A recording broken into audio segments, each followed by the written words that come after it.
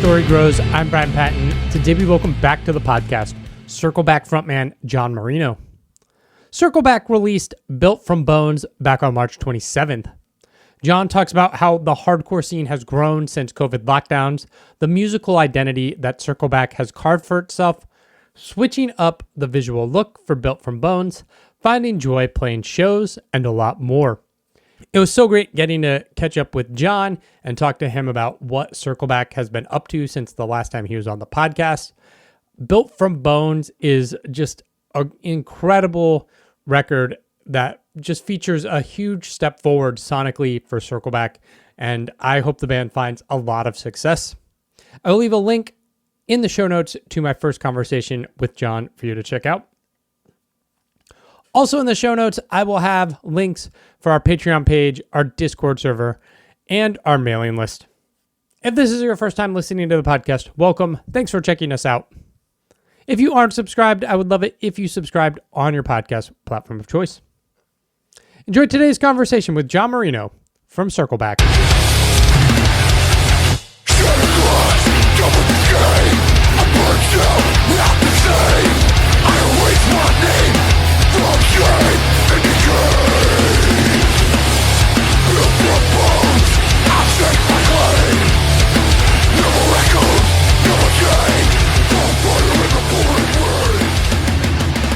That's about it. That's about it. Hi, how are you?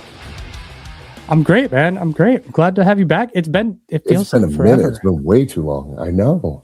It's years and years and years.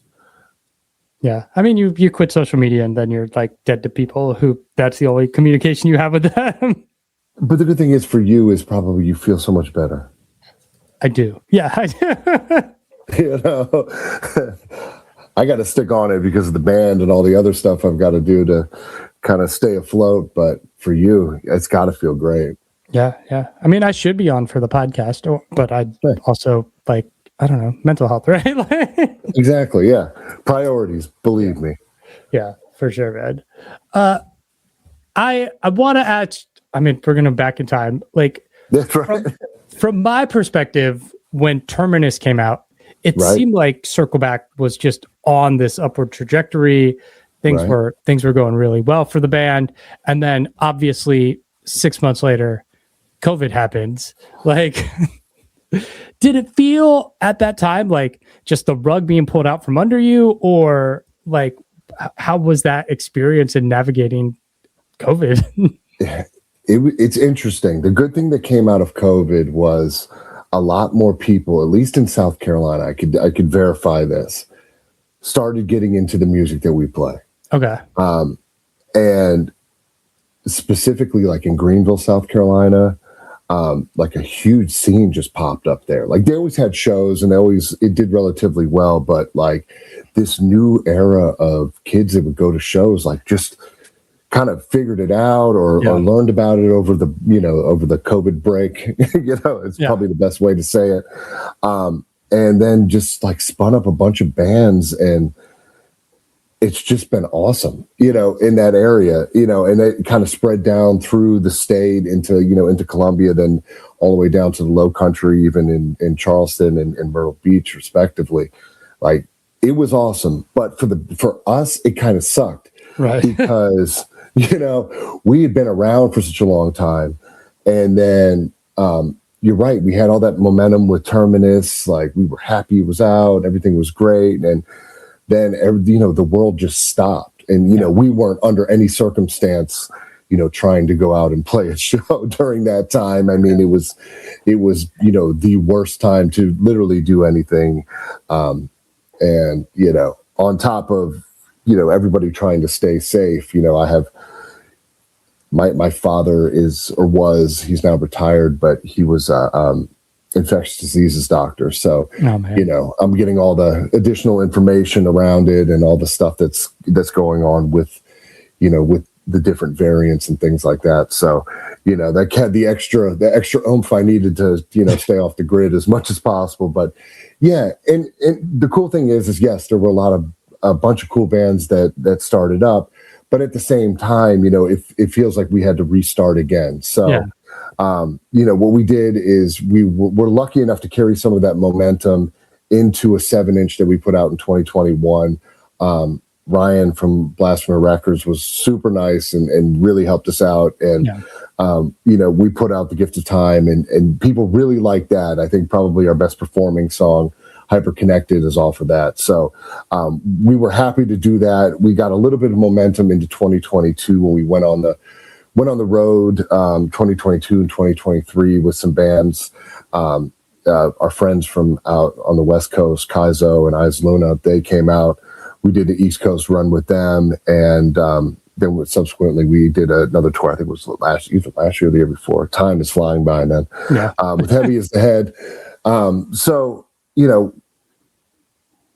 it's just stop, restart, stop, restart. And that's like the toughest part for us, because it's interesting. You'll talk to people like, oh my God, you guys have been a band for like 13 years. Yeah, we have. You probably have no idea. And it's funny because we'll play, some of these shows and these kids that have just been coming around since COVID are like, who are you guys? Like, like, who are you? You want to say that, but you don't want to say that. But it's definitely interesting, and it's something that motivates us. And I think, the breaks that we took every so often, especially the one that we took for probably about the last 6-7 months, to write, Built from Bones, really, really helped us and kind of focused like all of us and put us in a space where, all right, this is the style that we want to play. These are the types of riffs that we want to write. This is the lyrical content we want. And let's put this all together, take, some time off from playing shows and stuff like that, and really get down into focus into what we want to do. Yeah. And, that's what happened with Built from Bones. And now that we put it out, like, the response is huge. Like, people like it, and I'm super appreciative of it because it took a long time to get there. A lot of blood, sweat, and tears for sure. Yeah. And here we are. So the good thing is we're, carrying that momentum. It'll be out in all kinds of physical formats and things like that, and then we're able to utilize our, booking agency to be able to, book tours and things like that works around our, personal and work and family lives. Yeah, that's cool. You answered a question I had later, which was like, I think we're kind of in a golden era of heavy music again, right? Like this, really the next wave, and it's like Knock Loose being on fucking Jimmy Kimmel, right? And it's like, isn't that crazy?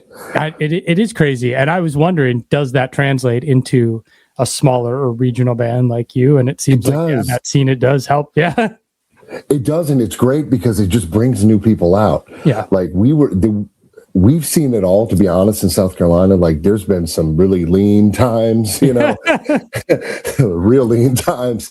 And there has been, just this influx of people and bands and just good stuff that's coming out. Like, I can name, like 15 bands off the top of my head that have like spun up that are just incredible. Yeah. So things are going so well. And then, it's not a matter of like, oh, fingers crossed, we're hoping people show up to the show. It's like, we know people are going to be there. They may not there to see us, but they're definitely going to have a great time, and they're into the music, and they buy merch, and they want to know more. And,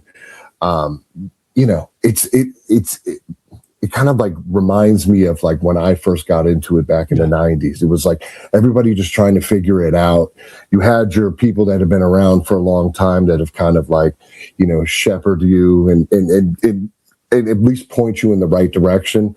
But some of these people are taking, especially some of the younger kids are kind of taking their own path and just creating just awesome music. So, I love it. It's great right now. It's awesome. I'm not as, out there and about as I probably should be. And that's like self-admitted just because, I'm 45 and everything hurts. So it's a struggle sometimes, bedtime comes a little early, but sure does.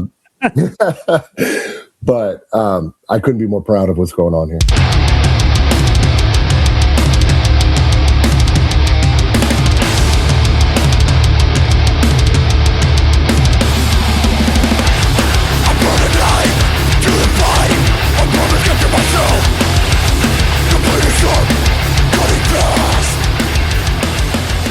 This new EP album is called Built from Bones. I went on a run and I listened to your discography, starting with the new album and then just going backwards. And it's interesting. Like, well, right, because it's like, it's interesting for me to hear kind of how much of your DNA as a band has been there from the beginning, and just like, you know, what you do. I mean, the sound is there at its heart, but like Built for Bones is just another animal on a sonic level. Like, it is beefier, it is punchier, it like kicks you in the teeth. Is that just, I mean, you said you talked about what you wanted to do, but how much of the evolution in sound comes from like Jamie and his evolution as a producer and engineer, and how much is just like an intention of like, okay, we can write things differently, whether that's tuning down lower or something to give it an extra punch? Yeah, no, that's all good questions. I think for us first, we wanted to intentionally make it a little bit more punchy, you know, a little bit more. I'm not going to say tough, because we're not tough by any stretch of the imagination, but more intentional, like make it intentionally heavier, without, you know, falling back into like kind of what's cool with all the wheeze and wahs and stuff like that. I think we were just like straightforward, like hit you in the face. This is what like true metallic hardcore, you know, a la All Out War, like Earth Crisis or something like that. The stuff that we grew up listening to, you know, and, you know, not try to fit into something else, because I think there are bands that are out there that do it much better than we do. So I think we found what we were looking for.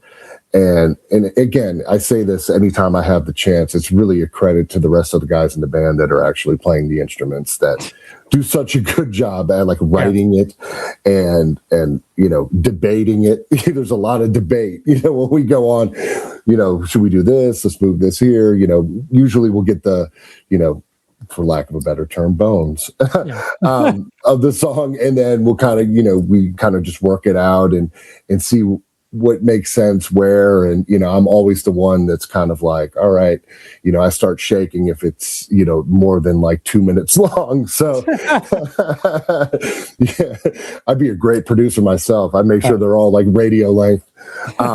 But, you know, speaking of that, and speaking of like the production value itself, so the writing was awesome, but then getting it over to Jamie, like the good thing is he's worked with us now with let me hold myself to this now. 4 albums, or 4 works, we should say. And he just has like the presets, like he knows us, and that's the best part of it. He's like, I know what these guys want. I know roughly, you know, that I can set it up like this, get the first mix out to him, and then we start, you know, the great debate back and forth. And he does such a good job. And you know, for this go around, you know, he really, really, really went above and beyond. And he's, you know, by far the greatest guy, like the easiest guy to work with. And even though he just did the mixing and mastering on this one, we actually had, we kind of went everywhere for this album to do it. We recorded the drums at one place in Columbia, and then we did the strings and vocals in Beaufort, South Carolina. And, you know, then Jamie kind of patched everything together with the mixing and mastering. But he does such a good job. And all these guys did, you know, they worked so hard for us, you know, for such little money, you know, and I really appreciate that. And it was really, really nice to be able to put this all together and have so many hands into it. But at the end, it came out like exactly how we wanted it, and we couldn't be more proud of it. Yeah. You guys, you have the call out at the end of this record, Circle Fucking Back. I mean, Kublai Khan had the Khan is king, right? Knock loose with the knock loose motherfucker. Why the call out at the end of this? I'm so happy that you want to talk about this. It's literally my favorite thing to talk about. So it started, as with most things in bands, like you hear anybody say, it started off as a joke. Well, it kind of did. Yeah. But it's interesting though. Like some places, usually like when we're playing somewhere that we've never played at before. Sometimes like if maybe the promoter or someone like that forgot to, you know, download our our logo or something like that, they'll end up writing it all out as circle back, like one word. Nice. like you know how some people say like Taco Bell, like all in one word. Yeah, even though it's two words. So I don't know why it bothers me, and I'm sure more people are gonna do it now just for fun. Yeah. But yeah, so circle back has always been two words, and I was always interested to see like what snapped in somebody's head to make it all one word. So we were writing that song like C.F.B. as like an intro to, you know, we're like, all right, we got to have some cool mosh friendly intro for, you know, the youngins to move around in the beginning of our set. And we're like, you know what, let's take this and actually put it on the album. And our drummer Jesse, like, because there was like that pause, and in practice he was just like circle fucking back, and it was hilarious. And we are going to use that forever, and we're always going to play that song. So if they're listening, we're playing that song forever. Nice. And people like it because they'll just come out. And it's funny, like even though it's only been out for a couple weeks, I have like a few people that have come up to me and said that C.F.B. is hilarious. It is like my favorite song. And even though it's like semi a joke, it's fun. And it'll be the one that like, hey, if you don't know the words, all you have to learn are these 3 words and you'll be fine. Yeah. So you can participate in a Circleback show. Right. So yeah, right. I love it. I love it so much. Thank you for asking about that. It's Seriously. so great that you put it at the end too, because like normally that would be like the opening track and you'd be like, all right, cool. But no, it's like the closing, like we're circle fuck you back. And don't think there wasn't a debate on that one too. It was, we were like, it's funny because we were like down to like the last day, like before we, like, yeah, while Jamie was still mixing, and putting everything together, we were like still like debating, you know, between ourselves, like the album order. And we were like, all right, do we want C.F.B. in the beginning? Do we want it? We had it like, I think, if I'm not mistaken, and someone's going to say no, that I'm wrong about this, but I think we had it as like the second song. And first the first song, then the second song, and then we're like, all right, screw it, we'll just put it at the end as like an outro. And it couldn't have been more well placed than it is right now. Mm-hmm. So whoever made that suggestion, because I don't think it was me, did the right thing. Nice. Yeah. Built from Bones is the opening track on this record. What led to that being the right title for this album? And it's like Built from Bones, like for me, is just like all about new experiences and rebirth and learning from the past and stuff like that. As I continue to say, like, you know, Circle Back goes through its iterations, like, you know, time and time again. It's I would love it to be like a continuous flowing entity, but it's never that. And I don't think anything in life is. But if you've been in a band for this long, you know there's going to be like great times and there's going to be lean times, but you're always going to have to try to, you know, rebuild yourself or, you know, try to make your identity, you know, something that is, you know, something that you're proud of and that people will, relate to in some way. So, you know, Built from Bones is, you know, you go back and if you see, you mentioned that you listen to the discography, and the thing is, it's like all of the messaging stays the same. Yeah. It's pretty consistent for Circle Back. It's like, you know, trying to keep it as positive as possible because, you know, there's a lot of, you know, negativity and of course, like, you know, you'll get the other lyrical content in other places if you want it. You know, we want to kind of at least, you know, at least give a little bit of encouragement to people that may need it, and also talk about like real life experiences and stuff that, you know,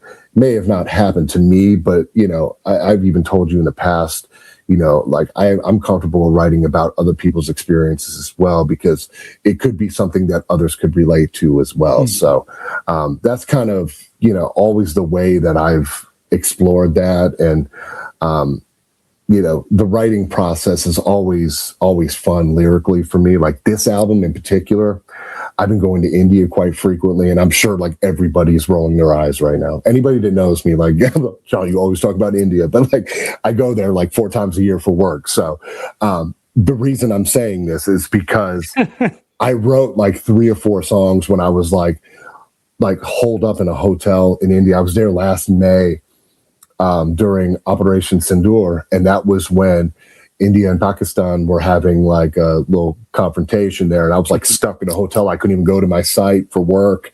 I couldn't catch the next flight, and we were wondering if like bombs were about to drop and stuff like that. So in that solitude, and through a couple other trips, like being holed up in a hotel allows you like a lot of time to like write and think and do stuff like that. So a lot of the lyrics were written overseas, which is definitely interesting and just a fun tidbit to talk about. Yeah. It's cool. I really like, was it a constant chaos? I don't know what the line is, but you get to like that breakdown bridge part of the song, and it's like constant that's a funny, because there's a funny story behind that one too. So I'm literally on a plane again, and eyes are rolling again. I'm on a plane. I'm flying from Newark to like New Delhi, right? Mm-hmm. And got a lot of time. That's like a 16-hour flight. So I'm watching the movie Groundhog Day, right? Which is classic. And I don't know, I must have dozed off into sleep. I think I had a glass of wine or something like that, trying to be cool. I get there, I wake up. Wake up from like the plane sleep, which, it's never good. Never good. But I remember sitting down once I got there, got to the hotel, like got into the car, got to the hotel, and I was like, I want to write a song about that movie. For whatever reason, it gets stuck in my head. And I wrote the song Constant Chaos about Groundhog Day. So it's really tough, and it seems like the most metal song that like any human has ever heard. But literally, it's about Bill Murray. So that is that, and it's funny because it's super catchy. And we just played a show the other day, and good friends of ours in this band Homicide came up to us like, "Hey man, really like the album, awesome job," and they were being like sincere about it, and one guy was like, "Man, Constant Chaos is a song." I'm like, "You have no idea what that song is even about." So, the Pennsylvania polka, Oh man, you guys chose to go kind of a different direction with the artwork on this album. Yes. What led to that decision? That's interesting because, and let me get this. It's as Mahdi is his name, Mahdi. Yeah. And I want to make sure I get that correct.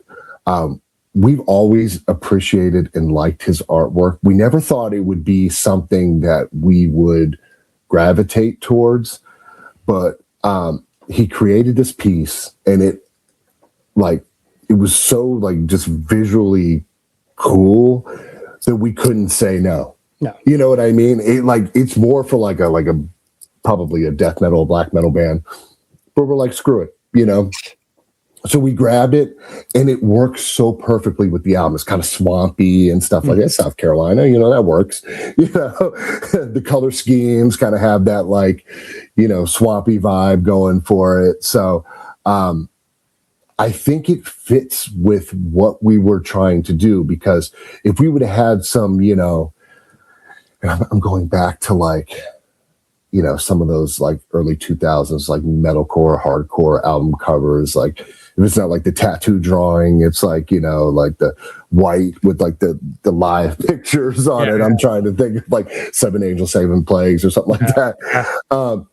It just doesn't fit the vibe of this album. This is it's a pretty heavy album, in its, songwriting, but at the same time, I think with the artwork really pulls out the feeling. We want it to be the humidity you would feel in a swamp, just because going through all that rebirth and all of the different things that we're trying to get across lyrically, that we wanted to fully consume the listener themselves. So it was definitely a different vibe for us, but at the same time, it couldn't fit more perfectly, and we're super proud of it. And he did such a good job. Very, very proud of the work that he did. Nice. Maybe you guys had been hyping this release coming on social media, and I just didn't see that because I'm not there. Yeah. But I just get the Bandcamp email, new Circleback album, boom, you can buy it immediately. What led to that decision not to have some long pre-order and drop singles or something? Well, we did. We just didn't do the single on Bandcamp. Okay. So yeah, we had a single. It was called the song "Cutting Broken Dreams," and our good friend Nate Lowry from the band Backslide from Augusta, Georgia, was nice enough to lend his voice to do some guest vocals on there. So we rolled that out as a single, which is so cool. And we were happy. There's a lot of things I learned from like putting out a single that like I would recommend everyone to do that. From like an analytics perspective and stuff like that, there's a lot of different things that I'm like nerdy like that to always look into like our stats and things like that to see what works and what doesn't, and you know, times a day. Like I'm weird like that, but that led up to the release of the album itself. We have a vinyl pre-order out right now. We're getting the cassettes and CDs and put out again. I remember when we first talked, we joked about cassettes and CDs. They're like, oh, no one's ever going to buy those. And sure enough, those Terminus ones that we talked about way back then, sold out. Those people scooped those up like it was nothing. the vinyl sold out, like everything sold out. So, I take back everything I said 5 years ago because, hey, if it sells, why not? You know, people like it, and it's a form of media that they would, consume. That, who am I to say anything about it? So, always been the vinyl guy myself ever since I was, a young person. But I'm glad that, cassettes and CDs are starting to come back. People just want something to hold on to. I think that's what it is, especially younger people now. Like, do you have a CD or do you have this? Like, it's coming, don't you worry. It'll be there before you know it. So I'm glad we were able to do that, and I'm glad we had a nice lead up to this album, which, again, there was debate around that, and making sure that we had like alternate covers and stuff like that, but it really worked itself out. And we just had a live video that was shot, that was released just on Friday for the song "Built from Bones." It's up on our YouTube page, or if anybody goes to our Instagram page, you'll be able to connect and see it from there in our link tree. But there's all kinds of things around it that you don't even think of when you're in a band. That like, man, you got to like, all right, so you got this bit down. Now you got to spend some money to like, do a video, or in this case, Rob and Angle Media were like nice enough to like, basically just work with us and like, hey, I'd like you guys, I want to go ahead and put this video out for you. And we can't thank him enough. It's like the sweetest person on the face of the planet. But other things too, like, all right, well, is unfortunate as it is, and you don't want to like, work with the devil in any way, but you gotta like have to promote through Meta and stuff like that, and take out ads and so things you have to do to be able to get yourself out there in this day and age. Is kind of sadly the only way around it. The days of self-addressed stamped envelope, will send you something, are long gone, and people that know that need to go see their doctor.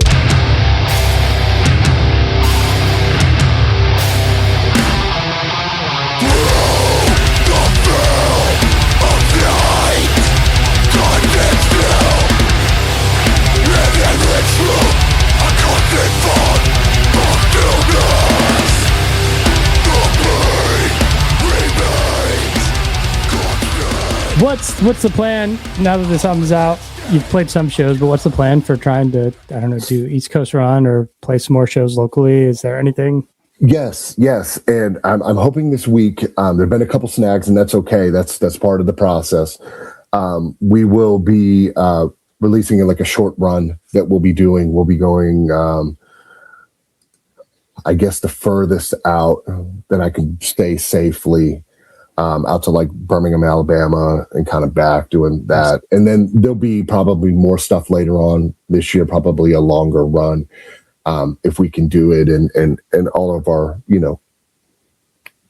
family and work, requirements give us the space to be able to do that. But we should be able to do that. So we're definitely trying to get out there as much as possible. We're really trying to connect with other bands that would want to, do these runs together. That's really how you develop these friendships. Like when we went out with Heavy's the Head, they're like, literally like some of our best friends. So, hanging out with people that you care about is definitely going to be cool. And in this run, without, getting in front of like the announcement and stuff like that, Sure. it's a cool band from like the Savannah area. Some of them are from the Savannah area and from other places, like as far up as like Chicago, if I'm not mistaken. Nice. They're kind of spread out all over the country, but we're going to do some dates with them, and we're really, really excited. They just put out a new album, so you'll know who they are as soon as we release everything this week. And I'm very excited to spend some time with those guys as well and get them up because they're a newer band. So I like doing that too, being able to spend time with like newer bands and, especially bands that may have limited show playing experience and stuff like that. Like I don't mind showing the ropes to anyone, I tell the story of Jacob from Chamber, like when he was in a band called Dwell, they would stay at my house whenever they would be on the road and stuff like that, years and years ago. And we'd always talk about like vocal techniques and things like that. So it's always cool to see like, people that have started off relatively small or like in these huge bands now that are doing so well. And we're so proud of them, so it's cool. We're just really just trying to do our little bit in the scene itself, but much love to all of the bands out there that are really, really out there doing this like every day, because man, that's a grind. I can tell you, being 45 years old, it is a struggle like the next day after you're done playing a show. Okay. And I'm up there thinking I'm like 25 when I am not 25. So, no matter what, I don't have the agility of like Freddie Madball, which I don't know how he still runs around like a maniac. Oh, yeah. And he's been doing it for, 40 years now or something like that. Yeah. But he's a freak of nature and I'm not. So I want to, I give props to the people that do this like every day. So, but yeah, we're definitely going to get out there, and we've made it a point to play as many shows as people allow us to play. So if you want to see Circle Back, just reach out. We have our booking email like on our sites and all of that. Please, reach out to the person that does our booking, and she'll help you out. Definitely, we'd love to play anywhere. I think we joke about it too, because sometimes it's like, hey, John, it might not be the greatest venue. I'm like, listen, you obviously don't know Circle Back. We've played everywhere from like damn near like 1,000 cap rooms, which that still like blows my mind. Yeah. To like, we played somebody's kitchen one time and they had to do the dishes to be able to make room for us to put our guitar heads there. And there was like an exposed pipe in the middle of the room. It was crazy time. We have literally played everywhere and anywhere, and we have no problem, getting out there and doing it. So, just reach out if you like the album. We'll play your town, I promise.